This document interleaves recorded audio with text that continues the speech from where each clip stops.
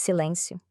Sabe aquela promessa do transhumanismo de escapar da morte transferindo a mente para um computador? É basicamente a busca pela imortalidade, só que com uma roupagem digital. Vamos entender por que isso é bem mais complicado do que parece. A base de tudo isso é uma crença. A de que a nossa mente é tipo um software, um programa rodando no hardware que é o cérebro. Se for isso mesmo, em tese, daria para copiar esse programa e rodá-lo em algo mais durável, né? Para nos livrar desse invólucro de carne que uma hora falha. Ok, a ideia é fascinante, mas quando a gente sai da ficção científica e pisa no chão da realidade, os obstáculos são, assim, quase que intransponíveis. Para começar, a própria escala do cérebro já é um desafio de mapeamento que beira o impossível. Pensa só nesse número: 86 bilhões. É a quantidade de neurônios que a gente tem em um único cérebro. E cada um deles sozinho já é uma maquininha de processamento super complexa. E não para por aí. Esses 86 bilhões de neurônios formam trilhões de conexões, as sinapses. E elas não são estáticas, elas mudam o tempo todo. Mapear isso não é só ver quem se conecta com quem. É capturar a força de cada conexão, os químicos envolvidos, tudo em tempo real. E aí vem a consequência lógica. A quantidade de dados para capturar um único retrato de uma mente seria inimaginável. A gente está falando de yottabytes. Isso é mais do que toda a capacidade de armazenamento digital que existe no planeta hoje. Mas o problema não é só o tamanho, sabe? É a natureza da coisa. Existe uma incompatibilidade fundamental. O cérebro não é um computador certinho ou organizado. É um sistema biológico, caótico, não linear, que depende de processos quânticos e que é inseparável do corpo. Isso nos leva para o famoso efeito borboleta.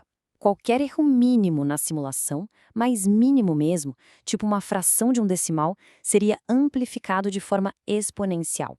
Em segundos, a mente digital seria totalmente diferente da original e provavelmente entraria em colapso. Tipo uma convulsão de dados. E se a gente for ainda mais fundo na física, a barreira se torna literalmente uma lei da natureza, o teorema da não clonagem. Se a consciência realmente depende de processos quânticos, como muitas teorias sugerem, uma cópia perfeita é fisicamente impossível. O próprio ato de ler o estado para copiar já o destruiria. Agora vamos fazer um exercício de imaginação. Digamos que, de alguma forma, a gente superou todos esses problemas. Ainda assim, uma pergunta, talvez a mais importante de todas, permaneceria. É o paradoxo da duplicação.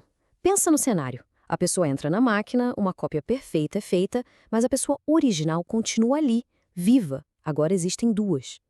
Para o eu original, que continua no corpo de carne e osso, nada mudou. Se essa pessoa morrer logo depois, a experiência subjetiva dela simplesmente acaba. Fim. O upload para ela não foi sobrevivência, foi só a criação de um sócio digital. E isso leva a uma ideia bem sinistra. O risco de criar o que chamam de zumbi filosófico.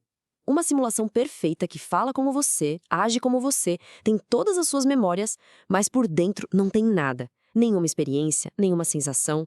As luzes estão acesas, mas não tem ninguém em casa.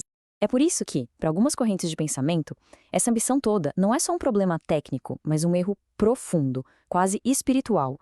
Lembra um pouco ideias antigas, como o gnosticismo, que via o corpo como uma prisão da qual a alma precisava fugir. É um certo desprezo pela nossa condição biológica. A coisa toda pode ser vista como uma Torre de Babel moderna, uma tentativa de tomar a imortalidade na marra, com engenharia, em vez de, sei lá, aceitar o ciclo natural. E se a gente fosse julgar esse ato por uma lente moral mais clássica, como a do Inferno de Dante, onde isso se encaixaria? Dante coloca o explorador Ulisses, super ambicioso, no inferno por cruzar fronteiras proibidas. Ele usou justamente esse argumento de buscar o conhecimento a todo custo para convencer a tripulação a ir além dos limites do mundo conhecido. Um desejo bem transhumanista, né? De superar os limites da natureza. Só que no caso do upload da mente, o problema central não seria um desafio aberto, uma violência. Seria algo mais sutil, mais insidioso. Seria uma fraude. Uma enganação contra a própria natureza da realidade, uma mentira sobre o que significa estar vivo. E, para esse tipo específico de pecado, Dante tem um lugar bem definido, o 8º círculo do inferno, na 10ª vala, onde ficam os falsificadores, os alquimistas, aqueles que corrompem a verdade das coisas. Porque, no fundo, é isso que seria a alquimia suprema, a tentativa de transformar a matéria inferior de um cérebro no ouro imortal dos dados. E, ao mesmo tempo, seria um tipo de roubo de identidade metafísico. A cópia digital assumiu o lugar do original, enganando todo mundo de que a pessoa sobreviveu. E a punição nesse sistema espelharia perfeitamente o pecado. Quem buscou a perfeição dos dados receberia a corrupção eterna de dados. Quem rejeitou o corpo habitaria uma forma virtual grotesca, cheia de falhas. Quem buscou a conexão total sofreria o isolamento de um servidor infernal, com um lag infinito. Seria sentir pixels mortos na própria consciência, para sempre. No fim, a questão que fica é essa. Nessa busca por se tornar um deus, será que o ser humano acaba esquecendo como se é humano? A tentativa de reduzir uma pessoa a apenas bits e bytes talvez seja a forma mais trágica de perder exatamente aquilo que se queria salvar.